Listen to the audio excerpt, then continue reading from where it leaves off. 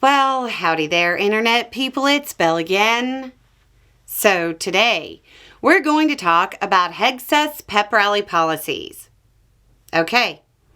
Well, the much talked about meeting that was called by Hegseth to talk to the generals happened. It was about as well received as I expected. We've gotten literally hundreds of questions about this, and tomorrow on the second channel, The Roads with Belle, we'll go over as many as we can. But we won't get to all of them because I just refuse to do a 2-hour special on this. Today, we're going to talk about the major policy shift that was indicated, and then one other bit that is definitely not going to be talked about the way it should. Hegseth announced that all of DoD would be adopting the Every Man a Rifleman policy. And it was cheered on, not by the generals and senior enlisted, but by people on social media who may not understand that 300 meters is standard, even for the Air Force. The philosophy of every man a rifleman comes from the Marines. I think General Gray was the first to put it into words, but it was kind of always their thing, and it works for them. Inter-service rivalry aside, Marines are a different breed. I know people who view November 10th as the most sacred of all holidays. They have that philosophy ingrained. Every man a rifleman. If you're Motor T, you're a warrior first. It's a great philosophy for that branch. It isn't transferable. This policy shift, if actually enacted, will not produce a positive outcome. I know we have Marines, active or vet, in the comments. If you're a vet, real quick, tell us about Doc in the comments. If you weren't in the military, or you were but weren't exposed to Marines, you're about to find out something interesting. The people that most Marines call Doc is probably not a doctor and isn't a Marine.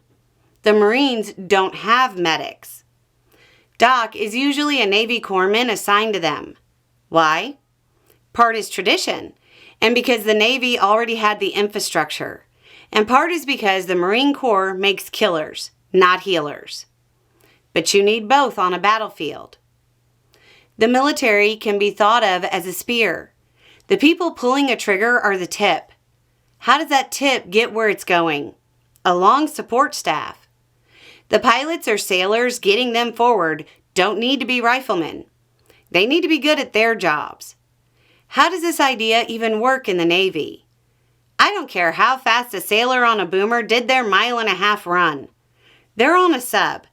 I want to know that the sailors who can destroy an entire nation in minutes are focused on their job and maintaining deterrence.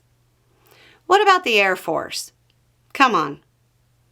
This philosophy works in the Marines and it works well.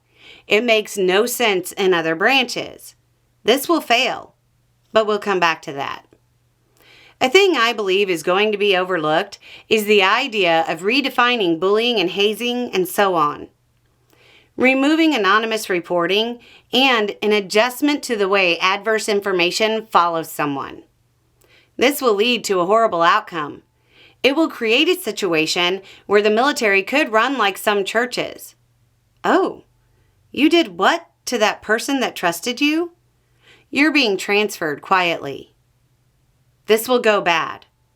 When, not if it happens, remember that it was a choice they made.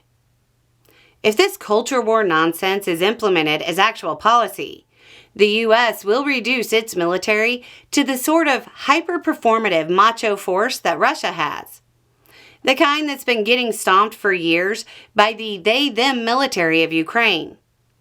Look at the FPV footage and tell me if you think being able to do a few more pull-ups would have changed the outcome. This is a bad idea. Anyway, it's just a thought. Y'all have a good day.